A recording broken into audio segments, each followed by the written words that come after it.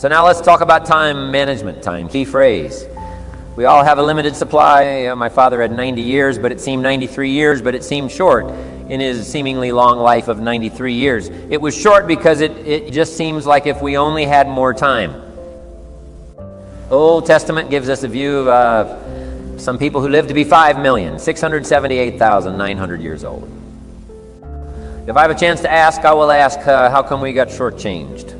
Wouldn't that be a good question? If you had a chance to ask, imagine 78,900 years to watch generation after generation after generation after generation stay healthy and well. I mean, you got to be healthy to make it to 900. You got to take your vitamins. I'm pushing the Bible. I am pushing vitamins. I'm doing good today. So the key is time is precious. Now let me give you Bill Bailey's description of time. Life is not just the passing of time. Life is not just the passing of time. Life is a collection of experiences, their frequency and their intensity. Life is not just watching the clock tick away. Life is a collection of experiences, their intensity, their frequency. When my friend Mark died at age 44, someone says that's young to die. But if he lived 4 lifetimes in, one might not be too young. So here's whatever the span of your life turns out to be, here's what you want to fill it up with. Experiences and the intensity of those experiences. But now let's talk about the management of time. Here's one of the best ones we covered earlier. When should you start building this hotel? Answer: as soon as you have it finished. Now jot this one down on time management. When should you start the day? As soon as you have it finished. Plan the day the best you can, leaving plenty of room for improving and surprises and all the stuff that happens during the course of the day. But if you've planned a good, productive day now, you start that day. You can't believe how much more valuable your time will be. Don't start the day until you have it finished. Now here's the next one. Don't start the week until you've had it finished. Now to lay out a week is a pretty good challenge. Next, don't start the month until you have it finished. Places to go and the people to see and the productivity and the sales and the customers and the development and all the rest of what you want to accomplish during the course of 30 days. Don't start the month till it's finished. And then here's the big one. This is really challenging. Don't start the year until you have it finished to the best of your ability. It can't be finished like minute by minute. But in terms of the sweep of what you want to accomplish in the year 2002, make sure that that's set and ready to go by the time January 1st rolls around, and it might get all upset and it might get torn up and you do anew and you make so much progress the first 90 days that now you've got it. You've multiplied it all by 2 by 3. Because that happened to me. I thought, wow, here's how this is going to be a great year. By the time I'd finished the 3rd month, I'm rolling. I'm sore and so many things are happening. I revised my whole year's plan. Okay, now jot this down, approaches to the management of time. Here's the first one. Ignore the subject. I mean, that's good advice. Don't let anything overly bug you. Because you remember now you don't have to do anything. So I said, well, I got to get a handle on my time. The answer is no, you don't. If you want to let it all go, you can let it all go. I mean, this is good advice. Somebody says you ought, say, put this down. Ignore all the you oughts or you should. Only if they're giving general information, we should. It's better to say if you're teaching, we should, not you should. We should. Then you let me listen in without it being too confrontational. If everyone did this, see, that would be great, and then you give a person a chance to choose to do it or not to do it. But when you start the you ought now, see if I see we got some tension and maybe some problems. So you ought seem to always create problems when you're talking to your kids. You say, no, if kids would do this. Not always saying if you did this, life would be better. But if kids did, this life would be better. It's like making a little talk and letting them listen in. And then it's a little less confrontational. It gives us a choice. In one of my seminars, here's what I teach. All life forms strives to the max of its potential except human beings. All life forms strives to the max of its potential except human beings. How tall will a tree grow? As tall as it possibly can. You never heard of a tree growing half as high as it could. No, trees don't grow. Half a tree drives its roots as deep as it can, reaches as high as it can, produces every leaf it can, every fruit it possibly can to the max. Every life form strives to the max except human being. Now, why not human beings? Jot this down.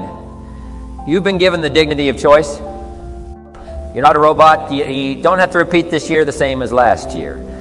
You can tear up last year's plan, develop a new plan. So the dignity of being a human being. Now here's the choice on being a human being, to be part of all we were meant to be, or to be all. To strive for all, or half, or part, or some. The choice is up to you to develop 1 skill or 10 skills. Someone says, well, I'd be happy with just 1 more language. Well, some say, hey, I'm going to learn 6 or 7. And this is all a matter of choice. When someone says, no, you ought to learn 4, you got to resist all that, because this is personal dignity, and you don't want to destroy someone's dignity by doing all the arts. And they feel reluctant to do it. Now we've got problems. So if you want to just ignore this subject on time management, now here's the next one. Step down to something easier. The guy's in sales, and he says, oh, I want to own the company. Finally owns the company. Now he's got no time to play golf. He said, when I was in sales, I was making big money playing gi 3 days a week. Stuck with this owning something. Okay, heck with managing, my life was never my own. After I started to manage, I'm going back to sales. See, this is the key. If you're getting too pressed, you might consider stepping down to something with a little easier time pressure. Little girl says to her mother. Daddy comes home, brings his briefcase, and pats me on the head and says, hello. Disappears and works on these papers. How come my daddy doesn't play with me? And her mother said, look, your daddy loves you very much, but he has. He's so busy at work, he can't get it all done. He has to bring it home. He loves you, but that's why he can't play with you. And the little girl said, why don't they just put him in a slower group? So jot this down now. If you don't have time for your kids, you might consider joining a slower group. Remember when I said some things I went for cost me too much? So reconsider next key to time management. And that's work longer and harder. But see, there's a limit to that. I almost lost my health the first year. I went so crazy about personal development and achievement, I just went bonkers. You know, I told you I was skinny. But at the end of that first year, I was a walking shadow, and then it suddenly occurred to me, what if I got rich in 2? I'll spend it. I mean, that was a shocker. So I started, developing a little more reasonable, because I said if 12 hours won't do it, I'll work 14. If that won't do it, I'll work 18. I mean, how many hours it takes. And sure enough, it cost me too much. So see, working longer and harder for some might be appropriate. If you're just sitting around not doing that much, this might be good. Work longer and harder, but you can only work so hard. Here's the key, and not to work harder, but smarter. When you've worked as hard as you can, doing the best you can in terms of physical output in the reasonable time. Now here's the ultimate in the management of time, and that is you simply become more skillful. When I first got into sales, I was around people that could get, not in a taint. 8 out of 10. And when I first started, I could only get 1 out of 10. But here's what I did. I worked around the clock, so that I would make up in numbers what I lacked in skill. That's good in sales. You got to jot that down. When you're new, you make up in numbers what you lack in skill. Now, when you become more skillful, the numbers can go down, because now your persuasive ability and all of that is now so high that you don't need to put as many numbers out. But at first, if you want to compete or if you want to really get good, you've got to put in the numbers.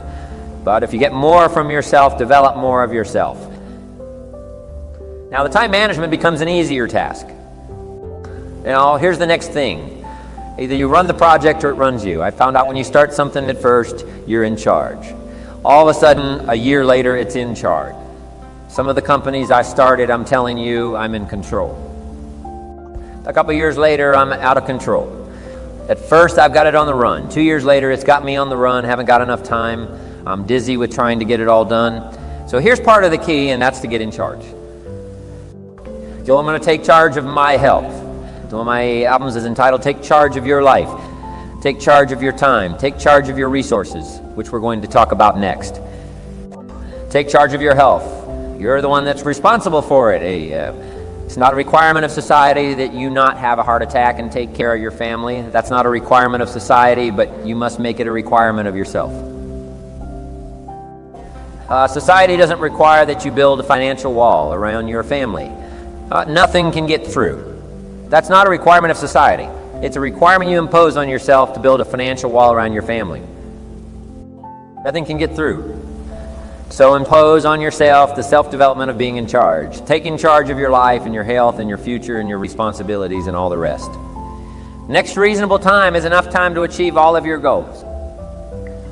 Just jot that down. Reasonable time is enough time. I had to learn that reasonable time is enough time. Here's why. It's not the hours you put in, it's what you put in the hours. If you start depositing greater ideas into the hours you've got later, then now, I'm telling you later, you can't believe the productivity that will flow. The ideas you can't think of now, a year from now, they'll start to flow.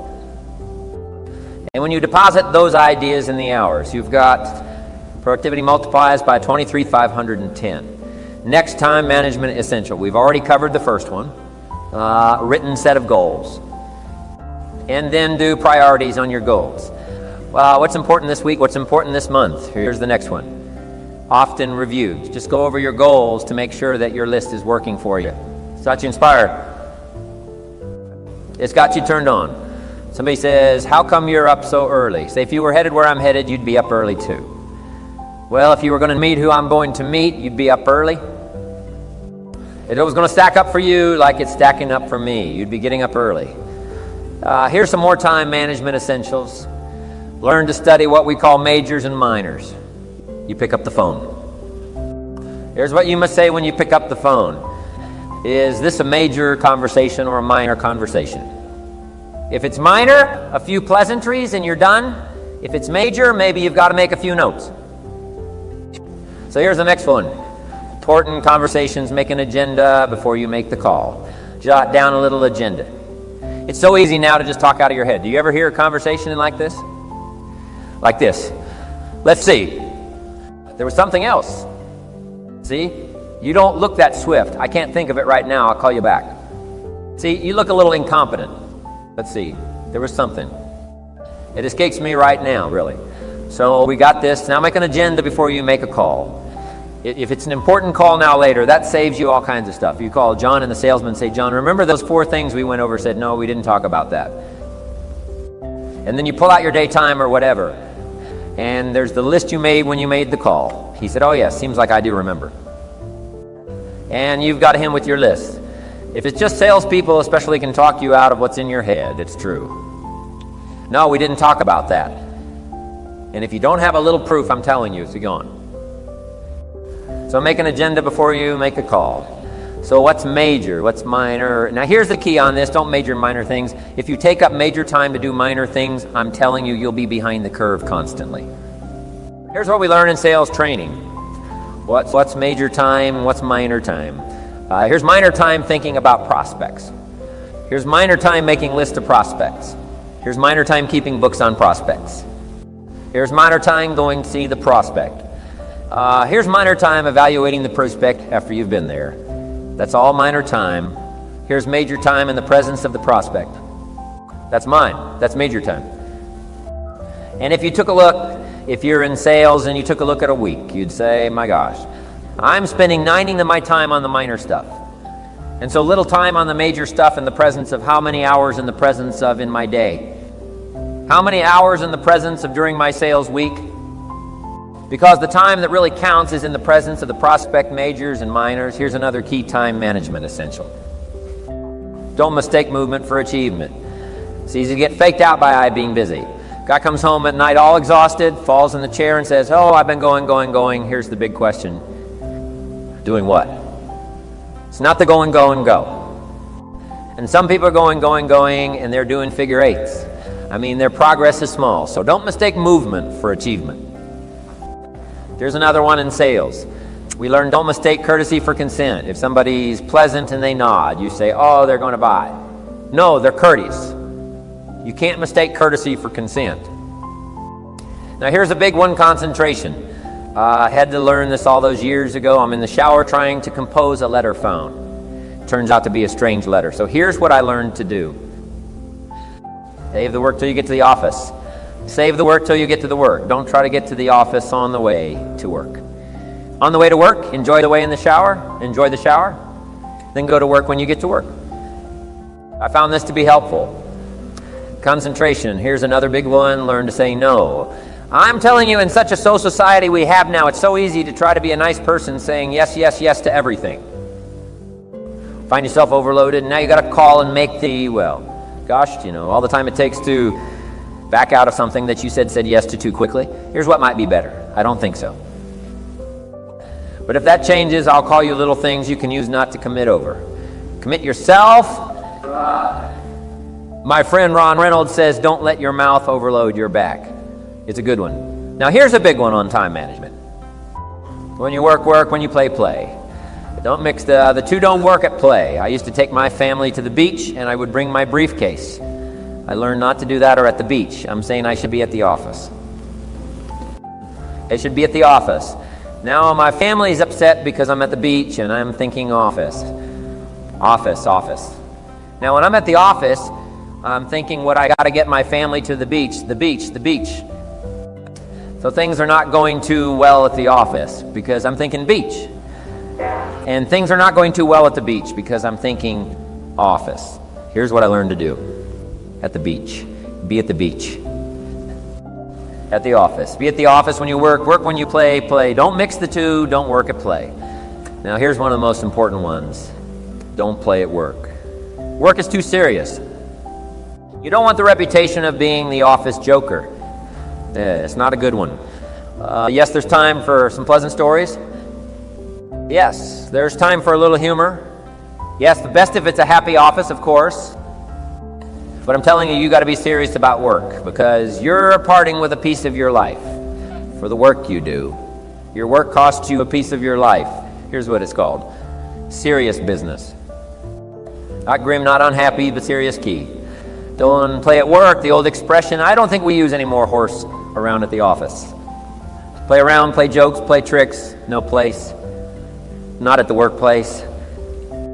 At the beach, yes, at the bar, yes, somewhere else. Not work. Treat work with all due conservative passion because it's leading you to your future. Here's another key phrase, all work is good. You may not like your job, but if it's a stepping stones to get you to where you want to go, you got to appreciate your job. You don't have to have a passion for your job. Here's the ultimate passion. A passion for incredible success in every department of my life. That's the passion. But don't look down on some menial job you have to do to finally get you to where you want to go. No job is menial. Menial job is not, no. Every job is noble, training life for pay, making a contribution to society. Next, analyze how you are and if you have some weaknesses. If you can't, doesn't seem like you can change. There's the key. Get it covered. I used to keep promising myself I'd keep the books, keep the books, keep the books. Finally, I gave that up, and back then, it only took me an extra $50-$60 a month for some accountant to keep the books. I said, no, I'm going to save the $50. You can't believe what I started losing in productivity because I tried to save the $50. So the key is a lot of time. You can stay like you are, but just make sure you get it covered. Okay. Next, beware of the telephone and all other systems of communication, especially the telephone at home and systems of communication at home. And here's one of the best lines I've got for you for the weekend. Let all communication systems serve you, but don't let them intrude. When it comes time to have dinner with your family, you shut off all systems unless the ones that can take messages silently. Don't let the phone ring. Don't let anybody intrude come through the front door, nor this back door, nor through the telephone or any other device, so you can't reach John and his family when he's having dinner. The President of the United States couldn't get through. If you develop that kind of a reputation, father, mother, when we have dinner, when we're visiting and have this time with our family, nothing intrudes.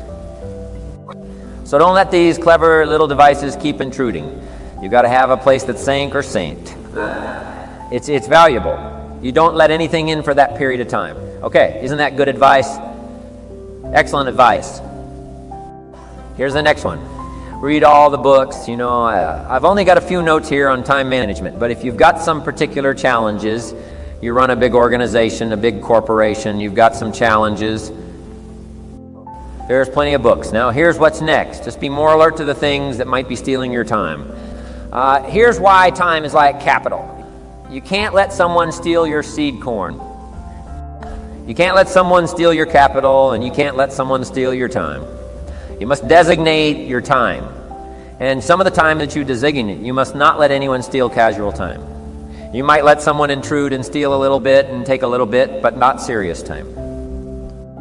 Next, one of the great time management savers is to learn to ask questions up front. Sometimes you talk to somebody for an hour and then you ask questions and find out if you would have asked those questions up front. You could have saved yourself an hour. Asking questions up front helps you to get to the problem now, but if you just launch into some discourse, you might waste 30 minutes. Waste an hour when here's what you should have been talking about. After you finished an hour, you say, John, what's really the problem? He said, well, it's something personal. See, that's what you should have been talking about this whole hour. Okay, next, learn to think on paper. Then we're going to take a break. Some ways to think on paper, or one we've covered, one solving problems. Take it out of your head and put it on paper. Another one is setting goals, making these lists. We've already started. Here's another good way to think on paper. It's a project's book, each person you're working with and each project you're working on. Get a loose leaf binder and a tab, and some pieces of paper behind the tab, and do a little continual summary of how it's going between you and that person and between you and that project. I call it a project's book. It is so useful to me. But what's going on between you and this person? When you last got together, what did you talk about? And you got a few notes here. Here's what we talked about the last time we got together. You know, when you get together again, you can review that. So you'll know better what to talk about when the president gets ready to travel and he's going to meet some important people. Guess what? They bring him all these briefing books, right? The last time you were with Khrushchev, Kennedy is informed. Here's what he said, and here's what you said. Kennedy said, oh, that's valuable. I need to remember that if a person is important, it's worth a little running account. You might even have a project booked for your children. Here's what's happening between me and my child. We've talked about this, and we've talked about this, and we've talked about this next daytimer, keeping track of all of your appointments. You know, mine is all filled with, when to catch an airplane, and when to do a seminar, and when to sit down and have a conference. All the rest. Next is a game plan. You know, if you've got a house and insurance is going to come due and some other things are going to come due, you just put it on a spreadsheet and make sure it's taken care of. Key phrase: take things out of your head and put them on paper. And the key is to just experiment with different ways that helps you to do that. Now, here's the last one, thinking on paper, and that's to keep a journal. One of the things I'm known for around the world, have been now for 3,940 years, is keeping a journal. Now, my journal is not it's not necessarily it's not like a diary. It might be part diary. You know, I'm flying over Ireland, and I write down a few little things that impressed me today.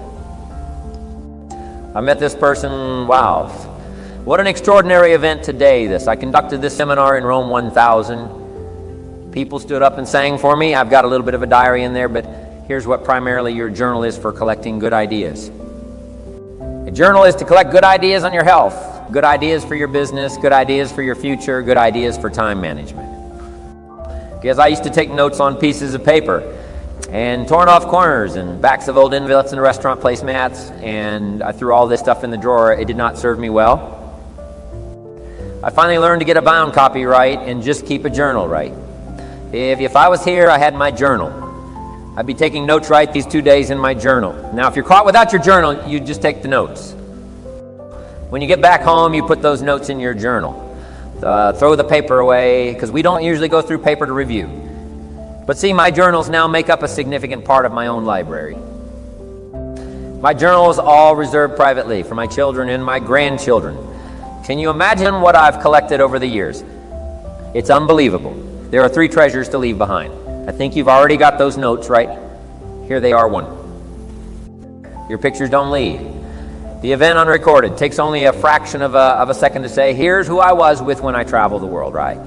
So we take all these pictures, and here's one of the gifts. People send me the pictures they took of me and them. It's part of the treasures I have on the farm. It's incredible. A picture is worth 1,000 words to describe the scene, the emotion. What happened to say, wow, this was an extraordinary day for me when I met these people. Here's what they told me happened to them when they went to my seminar 10 years ago. Wow. The drama comes back. If you've taken the pictures, it's one of the treasures to leave behind when you go. Remember the old photographs that we have now of, 100 years ago, 7,080 years ago? Just a few photographs. What would it be like if you had thousands of photographs of the past, of your history? Your mother, your father, right, grandparents? So change all of that now for your children. Leave all your photographs as a record. Here's what's next to leave behind, and that's your library. The books that changed your life. The books that changed your health. The books that rescued you from oblivion. The books that you passed on to other people. They were so exciting for you. The books that made you financially independent. The books that developed your leadership. The books that gave you wisdom to ponder when things were tough. The books that got you through the winter. The books that helped you to plant in the spring and harvest in the fall. What a treasure to leave behind. But if you do that, here's what's for sure. Your books will be more valuable than your furniture. Wow. Now the third treasure to leave behind is your journals. The notes you took that helped you to live life as you lived it long after you're gone. Treasure the children, grandchildren. Great-grandchildren will find so fascinating they may use it to help guide their own life into their own future. Wow. Okay, we've run out of time for time management.